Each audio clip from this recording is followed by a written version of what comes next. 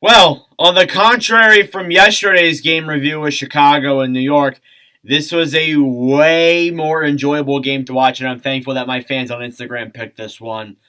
Shameless Instagram plug. Go follow it at Dork97 underscore IG. But this was a very fun game to watch. Bruins versus Golden Knights. It's Bruce Cassidy's first game back in Boston playing against his former team. There was a lot of connections between former Bruins players tonight in this game, and we'll get into that in a little bit here.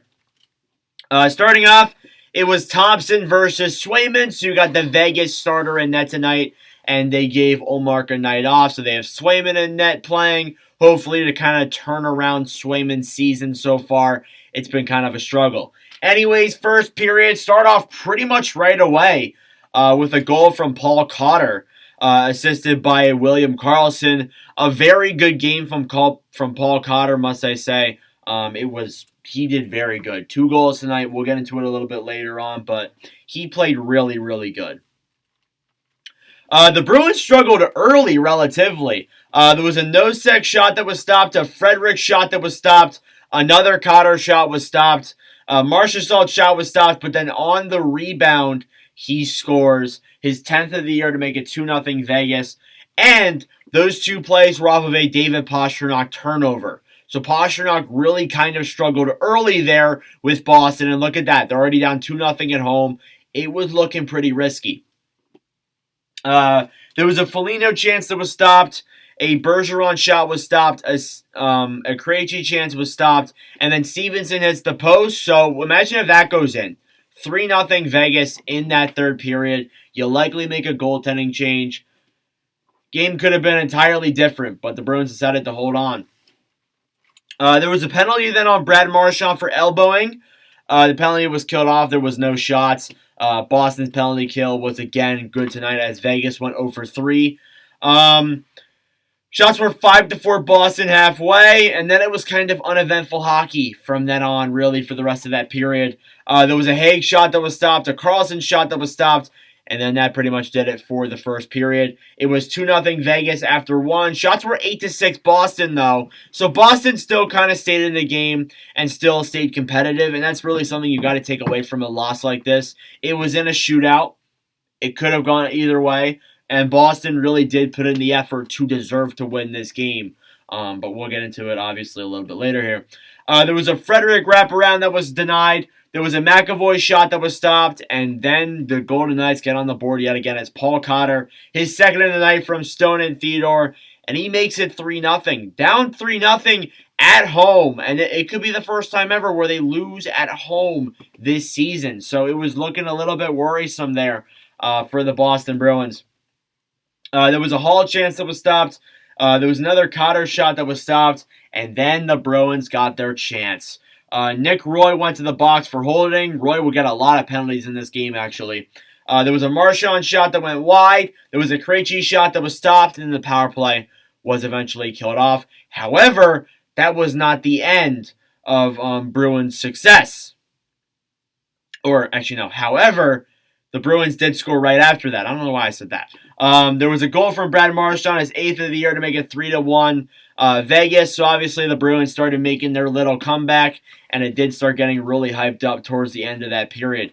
There was a Stone breakaway that was stopped. Then Trent Frederick draws a penalty for tripping. There was a Kolasar shot that was stopped, and the power play was killed off. There was a Bergeron shot that was denied, and then at the tail end of that second period, Pastrnak scores his 17th of the season for McAvoy and Lindholm. He's now on pace for 58 goals. I know that's not going to happen, and you guys know how I feel about on-pace stats, but still, that's kind of impressive. 3-2 after 2 periods of play. Shots are 23-14 in favor of Boston. Boston, honestly, they deserve to win this game. I'm going to be entirely honest. Sorry, Vegas fans, but I think Boston really, they put in the effort, and they played really well. They did deserve to win this one. Heading into the third period, penalties right off the bat. Kolasar gets one for holding, and then not long after, I'd say about 20 seconds later, Whitecloud gets a penalty for tripping. So Boston gets a 5-on-3 opportunity there, and that would prove to be very huge for them in the later stages of this period. There was a Marchand shot that went wide. There was a Pastrnak shot that was stopped, and then they eventually went back to 5-on-4 after back-and-forth hockey. And then Taylor Hall ties it up. His 9th of the year from Marchand, ties the game, makes it 3-3. Huge. Ties the game up. Very huge goal there for Boston. And then Vegas, or no, I kept making this mistake tonight. Boston got a penalty, and it was on Nosek for holding. It's kind of weird. It's still weird seeing Nosek in a Bruins jersey for me, even though this is his second season under the black and gold. I don't know, the brown and gold. I don't even know. Playing for the Boston Bruins. That I still haven't understand that he's on the Bruins. There was a Carlson shot that was denied on that power play, and a Martinez shot that was blocked, but then the power play was eventually killed off. Huge kill by Boston. If they went down 4-3, I didn't like their odds. There was a Krejci shot that was stopped. There was a Coyle chance that was robbed by Thompson, and Thompson didn't even look like he knew where the play was, which I thought was very impressive there. Good stop there by Thompson. He looked great tonight for Vegas, and I definitely want to make a video on the Golden Knights very soon talking about their season so far, because Thompson has really saved them. I'm going to be honest. There was a Krejci chance that was stopped. There was a Smith shot that was stopped. A DeBrusk one-timer was stopped. Really, then on there was kind of Bruins hockey. There was a Clifton shot that was stopped. Cotter got a chance there towards the end of the period. Then there was a Pastrnak chance that was denied. And then we were going over to overtime. In overtime, it was chaotic. There was a McAvoy play that was robbed by Thompson. Right off the bat, McAvoy gets a huge chance, and he's robbed by Thompson. Then Nicholas Roy, gets a penalty for holding in overtime. So, you're in overtime, and then Roy gets his second penalty of the game, and you're down and it's just bad for Vegas, but it proved to prove him right in the end. Marchand shot was stopped. A Krejci chance was denied. There was a Bergeron shot that went just wide. There was a Pastrnak shot that was stopped. A Zacha shot that was stopped. Lindholm then hit the post, and then the power play was killed off. Zacha hit the post, and then we're on to a shootout. Just a dominant overtime by Boston. They couldn't get one past Thompson, though, and that really sucks for Boston. Heading into a shootout, round 1, Marchand gets stopped. Round 1, Roy gets stopped. Round 2, DeBrusk and Cotter get stopped. Round 3, Pastrnak and Marchessault get stopped. Round 4, Hall and Theodore get stopped. And then in round 5, Cole gets stopped.